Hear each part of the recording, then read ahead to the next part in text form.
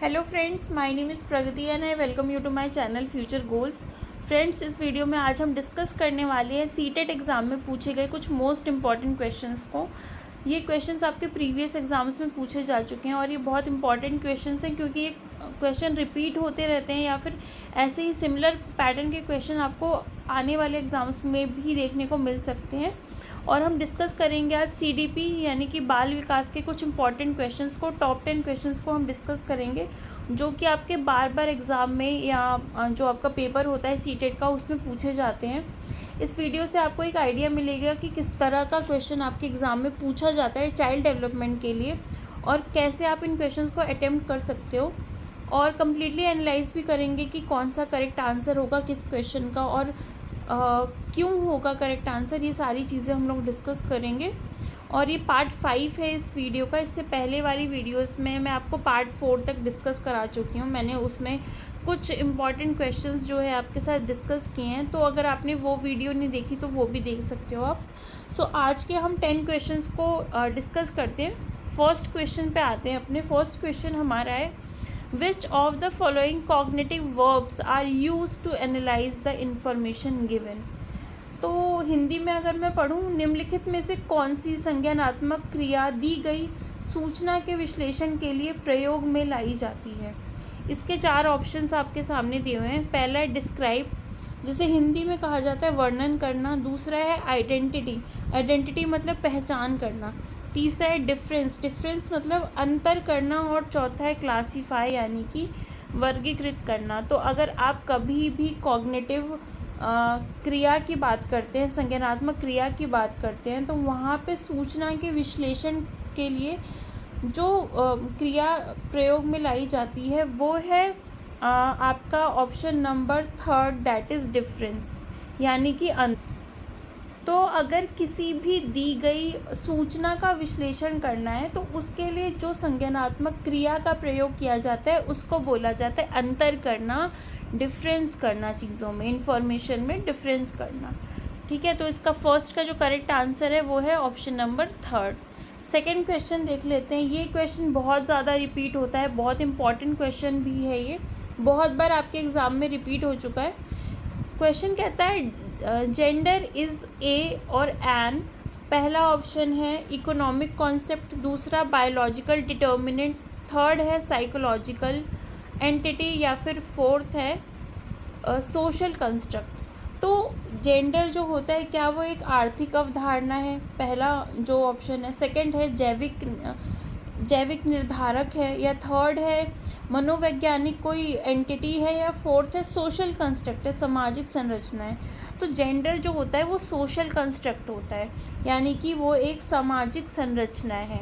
अगर आपसे बात करेगा यहाँ पे जेंडर की जगह सेक्स लिखा होता तो आप बोलते कि वो एक बायोलॉजिकल कंस्ट्रक्ट है। दोनों में डिफरेंस होता है, जेंडर में और सेक्स, मेल और फीमेल जिसे हम बोलते हैं, उसमें दोनों में डिफरेंस होता है। तो जेंडर जहाँ पे भी आएगा वहाँ पे आप सोशल कंस्ट्रक्ट, उसका जो करेक्ट आंसर होगा सोशल कंस्ट्रक्ट होगा यानी कि सामाजिक संरचना। नेक्स्ट क्वेश्चन देख लेते हैं। नेक्स्ट क्वेश्चन कहता है Lev Vygotsky refers to the verbal dialogues that children have with themselves. जो बच्चे जो होते हैं स्वयं से जो मौखिक संवाद करते हैं, खुद से जो बातचीत करते हैं, उसको लेव वाइगोत्स्की की बात करें तो वो क्या कहते हैं उसको? पहला है प्रॉब्लमैटिक स्पीच, क्या है ये एक समस्यात्मक वार्ता है, एक समस्यात्मक स्पीच है। सेकंड है ईगोसेंट्रिक स्पीच यानी कि अहम केंद्रित वार्ता है ये। थर्ड है प्राइवेट स्पीच, या फोर्थ है डिस्टॉर्टेड स्पीच जिसे हिंदी में भ्रांत वार्ता बोला जाता है। तो लेव वाइगोत्स्की की अगर हम बात करें तो वो कहते हैं कि बच्चे खुद को डायरेक्ट करने के लिए, खुद का निर्देशन करने के लिए, खुद को निर्देशित करने के लिए वो खुद से बात करते हैं, मन में बात करते हैं या खुद में बात करते हैं खुद से। तो उसको क्या बोलते हैं? वो बोलते हैं प्राइवेट स्पीच। तो थर्ड का जो करेक्ट आंसर होगा वो होगा option number 3, that is private speech, जिसे हिंदी में व्यक्तिगत वार्ता बोला जाता है। और यहीं अगर जीन पियाजे की बात करें तो वो उसे ईगोसेंट्रिक स्पीच कहते हैं। ठीक है, तो लेव वाइगोत्स्की खुद से बच्चों का जो बात करना होता है, खुद से डायलॉग करना होता है, उसको प्राइवेट स्पीच बोलते हैं, जो कि एक अच्छी चीज़ है। फोर्थ क्वेश्चन पे मूव करते हैं। फोर्थ क्वेश्चन कहता है which of the following is not a key process through which meaningful learning occurs. इसमें से कौन सा एक ऐसा अधिगम की मुख्य प्रक्रिया नहीं है जिसके द्वारा सार्थक अधिगम घटित होता है।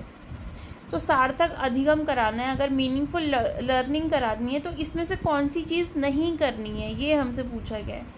पहला ऑप्शन जो हमें गिवन है वो है एक्सप्लोरेशन, एक्सप्लोर करना, जिसे हिंदी में अन्वेषण बोलते हैं, एंड इंटरेक्शन, पारस्परिक क्रिया करना है, चीज़ों को एक्सप्लोर करना, उनके बारे में और जानना, और इंटरेक्शन करना कि बातचीत करना, इंटरेक्ट करना, उसको क्या है वो एक मीनिंगफुल लर्निंग में नहीं आता? बिल्कुल आता है। अगर आपको मीनिंगफुल लर्निंग करनी है तो सार्थक अधिगम करना है जिसका कोई मीनिंग निकले, तो आपको एक्सप्लोर भी करना पड़ेगा और इंटरेक्ट भी करना पड़ेगा। तो ये ऑप्शन तो बिल्कुल सही है, हमसे नॉट पूछा हुआ है। सेकंड ऑप्शन देख लेते हैं, मेमोराइजेशन एंड रिकॉल, चीज़ों को बार बार रट के याद करना, ठीक है, कंठस्थ करना और स्मरण करना, क्या ये सही तरीका है? तो ये वाला जो तरीका है ना, रटने वाला, मेमोराइज़ करने वाला, ये एक नेगेटिव वर्ड होता है।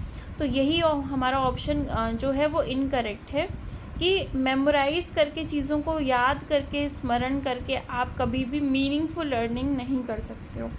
सो फोर्थ का जो सही आंसर होगा वो होगा option number 2, that is memorisation and recall, जिसे हिंदी में कंठस्थीकरण और स्मरण बोला जाता है। फिफ्थ पे आते हैं हम लोग। फिफ्थ फिर से एक गिफ्टेड स्टूडेंट का क्वेश्चन है। इससे पहले भी मैं आपके साथ गिफ्टेड स्टूडेंट का जो क्वेश्चन है वो डिस्कस कर चुकी हूँ। क्वेश्चन कहता है गिफ्टेड स्टूडेंट्स आर, पहला ऑप्शन है इंट्रोवर्ट इन नेचर, क्या जो प्रतिभाशाली विद्यार्थी होते हैं वो स्वभाव में अंतर्मुखी होते हैं? इंट्रोवर्ट मतलब खुद में ही रहना, एक तरह से ज़्यादा इंटरेक्शन उन्हें पसंद नहीं होता, सोसाइटी के साथ सोशल होना उन्हें पसंद नहीं होता। सेकंड है non assertive of their needs, अपनी आवश्यकताओं को दृढ़तापूर्वक नहीं कह पाते, मतलब वो किसी से अपनी नीड्स के बारे में नहीं कह पाते, क्या ऐसे होते हैं प्रतिभाशाली बच्चे? थर्ड है इंडिपेंडेंट इन देयर जजमेंट्स, अपने निर्णयों में आत्मनिर्भर होते हैं। या फोर्थ है इंडिपेंडेंट ऑफ टीचर्स, शिक्षकों को से स्वतंत्र होते हैं, उन्हें शिक्षक की ज़रूरत नहीं होती। तो शिक्षक की ज़रूरत तो होती है, क्योंकि शिक्षक तो आप खुद ही पूरा ज्ञान का भंडार तो हो नहीं सकते ना, शिक्षक भी तो एक फैसिलिटेटर की तरह काम करता है, आपकी हेल्प करता है एक तरह से, तो शिक्षक की ज़रूरत भी होती है। पर जो चीज़ गिफ्टेड स्टूडेंट्स में होती है वो है इंडिपेंडेंट इन देयर जजमेंट्स, वो अपने निर्णय में क्या होते हैं, आत्मनिर्भर होते हैं। तो फिफ्थ का जो करेक्ट आंसर होगा वो होगा option number third, that is independent in their judgements. ठीक है, नेक्स्ट क्वेश्चन देख लेते हैं। नेक्स्ट क्वेश्चन कहता है which of the following is an example of fine motor skills. तो फाइन मोटर स्किल्स जिसे हिंदी में बोला जाता है सूक्ष्म गतिक कौशल, इसका उदाहरण हमें बताना है। पहला दिया हुआ है राइटिंग यानी कि लिखना, दूसरा है क्लाइंबिंग करना, चढ़ना, तीसरा है हॉपिंग, हॉपिंग को बोलते हैं कूदना, और फोर्थ है रनिंग यानी कि दौड़ना।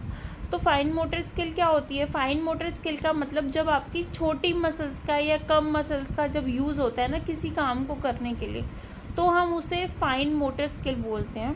तो क्लाइंबिंग में आपकी पूरी बॉडी का यूज़ होगा, हॉपिंग में भी होगा, रनिंग में भी होगा। तो इसका जो करेक्ट आंसर होगा वो होगा option number 1, that is writing यानी कि लिखना।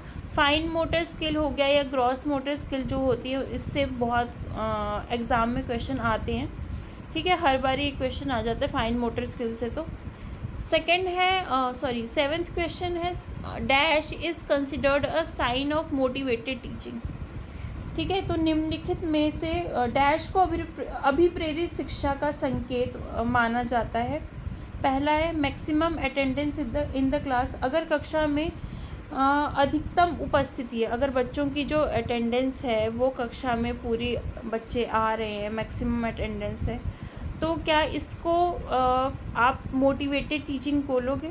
दूसरा है remedial work given by the teacher, अगर टीचर उपचारात्मक कार्य देता है, एक रेमेडियल वर्क देता है बच्चों को, तो क्या उसको आप बोलोगे क्या बोलते हैं, मोटिवेटेड टीचिंग। थर्ड है क्वेश्चनिंग बाय स्टूडेंट्स, अगर बच्चे क्लास में प्रश्न पूछ रहे हैं, ठीक है, तो क्या उसको आप मोटिवेटेड टीचिंग बोलोगे। और चौथा है pin drop silence in the class, अगर कक्षा में बिल्कुल खामोशी है तो क्या आप उसको मोटिवेटेड टीचिंग बोलेंगे?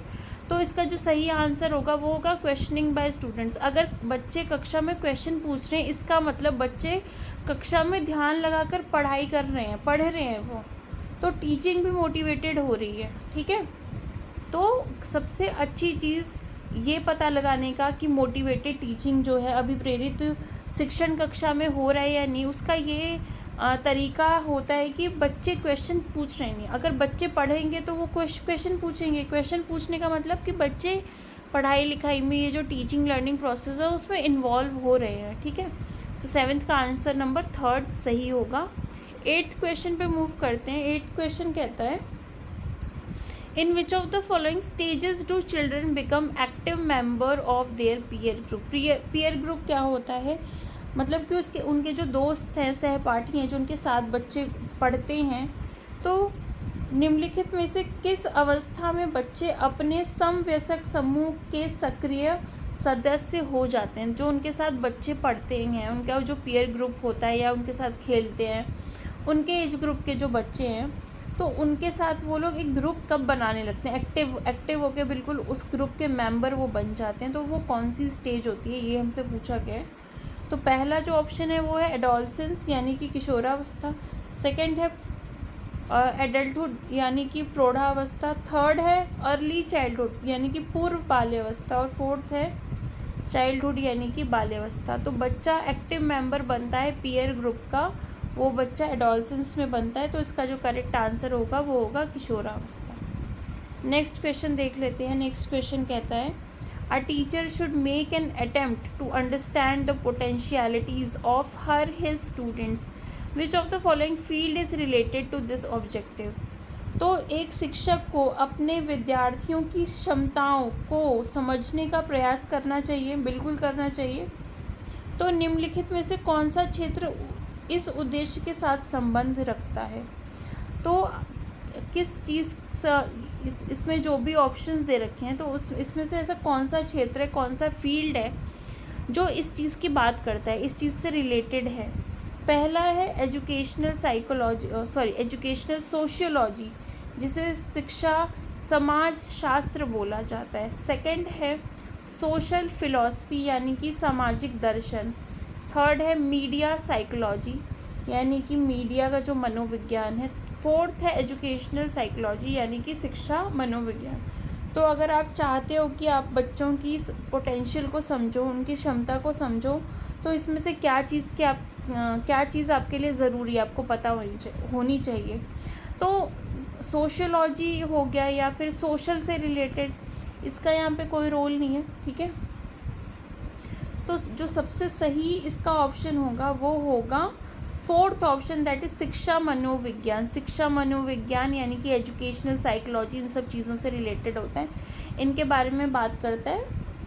ये वाला जो फील्ड है ना वो इस ऑब्जेक्टिव से रिलेटेड है। बाकी मीडिया मनोविज्ञान भी नहीं होगा, सामाजिक दर्शन भी नहीं होगा, और सामाजिक जो शिक्षा समाजशास्त्र है वो भी, इसका ऑप्शन जो है वो गलत है। तो 9th का सही ऑप्शन है फोर्थ ऑप्शन।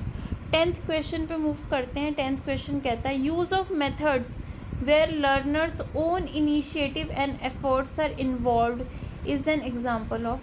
ऐसे मेथड यूज़ करना कि जो बच्चा है, सीखने वाला है, कोई भी अगर कोई चीज़ सीख रहा है तो जो सीखने वाला पर्सन है वो खुद से इनिशिएटिव कर रहा है, खुद से प्रयास कर रहा है, पहल कर रहा है सीखने की। ऐसा नहीं है कि कोई उसे फोर्सली सिखा रहा है या कोई उसे बोल रहा है सीखने के लिए तब वो सीख रहा है। वो खुद से पहल कर रहा है सीखने की या प्रयास कर रहा है। तो ये किस चीज़ का एग्जाम्पल है? क्या ये ट्रेडिशनल मेथड है? ट्रेडिशनल मेथड में तो टीचर आएगा, बच्चे को पढ़ाएगा, बच्चा पढ़ेगा, टीचर चला जाएगा। ठीक है, या फिर इंटरपर्सनल इंटेलिजेंस है ये। थर्ड हो सकता है डिडक्टिव मेथड है क्या, निगमन विधि है क्या ये। और फोर्थ है लर्नर सेंटर्ड मेथड यानी कि अधिगमकर्ता केंद्रित विधि है। तो डिडक्टिव में क्या होता है? डिडक्टिव मेथड तो वो होता है जिसमें पहले डेफिनेशन बताई जाती है, फिर एग्जाम्पल दिया जाता है। तो इसमें तो खुद से प्रयास करने वाली बात आती ही नहीं है। ठीक है, ट्रेडिशनल मेथड मैंने आपको बता दिया।